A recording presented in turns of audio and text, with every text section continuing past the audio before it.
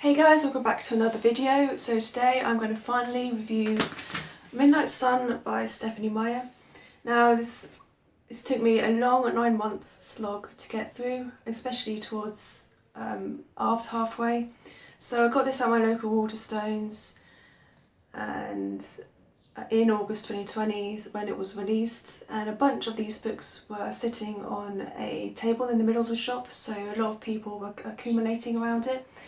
And I picked mine up and had a sticker with £3 off. So I got this at £18, originally £20. So I was really hyped up about it, but what I didn't expect was that this was only based on the first book and not all 4 installments. Really hoping that would actually include all 4 books. But but I did enjoy it. Such an extent that towards the end of it I just ended up skimming through it. So yeah, at least it looks good in my collection. At least I've got all the books now in the franchise. But if Stephanie did ever make New Moon with this in Edward's point of view, but only on New Moon, then I'm sorry, but I don't think I will buy it because I was really hoping that she would just include this book with all 4 installments. But yeah, I found this book overlong, very unnecessary. It shouldn't have been this long, because we all know what happens at the end of the book, and from the beginning to end we know what's going to happen. But it's just different because it's Edward's perspective. But yeah, I do like the front cover.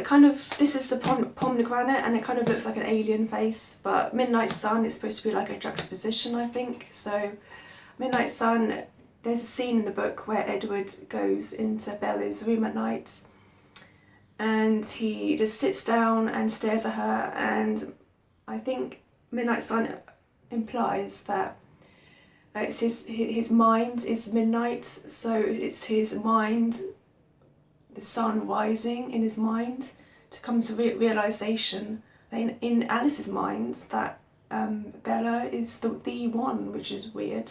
I mean, she's just a human girl. I mean, why would she be the one? Yeah, so apparently the first 5 chapters were leaked on some sort of website, and yeah, I mean, I don't know why she decided to make a full book of this. We all know what's going to happen at the end. And yeah, so like 13 years finally this was released, though I don't know why the wait was the wait worth it though, because it's just Edward's point of view and we know what's going to happen. There were some good details to it, like mostly I kept on thinking that maybe she was influenced by Anne Rice's writing with whole details and describing things, the way she describes things in detail, and also the thoughts of his siblings' thoughts and just little minor details like that. But then towards the end, after halfway, I just found myself skipping through a lot because it's just the same old, we know what's going to happen. Yeah, there were some bits in here that you don't get from the movies, just like, you know, books in general do. Yeah, I keep saying it's very overlong. It shouldn't have been this thick. I did enjoy it to some extent. I do like the cover. So yeah, I don't know what else to say really. This book it's just filler of all, like, it's so thick. I just couldn't believe it. That's why I initially thought that I would be getting that this book would be including all 4 installments, so from Twilight to Breaking Dawn. Yeah, it does have some good details in it, like, you know, knowing Edward's siblings' thoughts and his thoughts on Bella.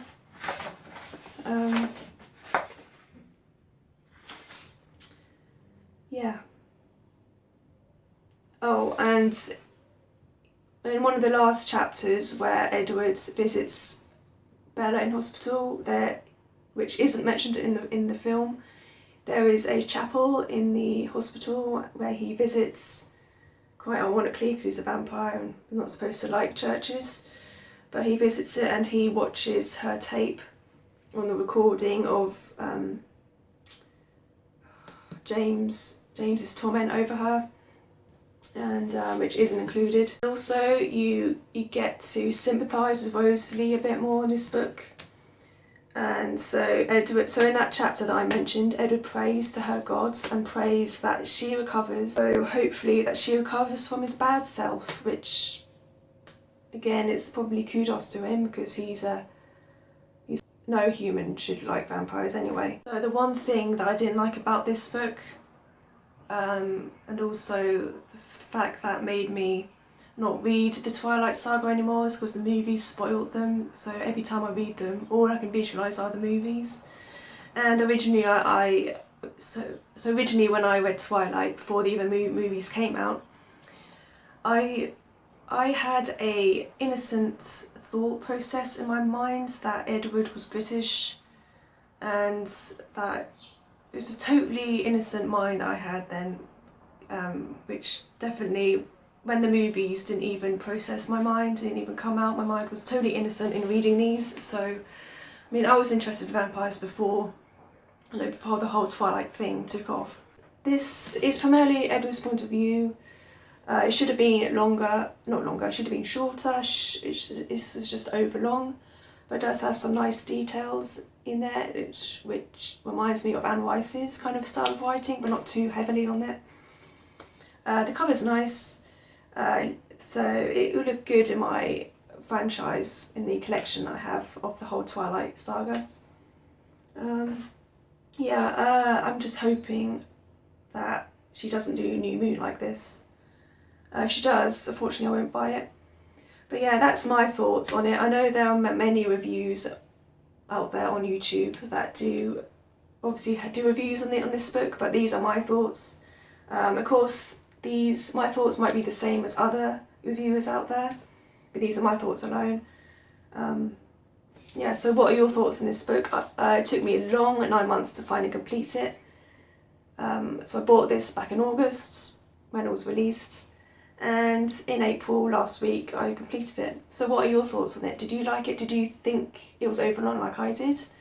So yeah, comment down below what your thoughts are. And I will be doing some more book reviews and my thoughts on particular books. And also I will do like a collection video, also on my favourite authors as well. So yeah, I'll do those soon, or whenever I have the time. But yeah, in the meantime, comment down below what you thought of this book. And yeah, I'll see you in my next video.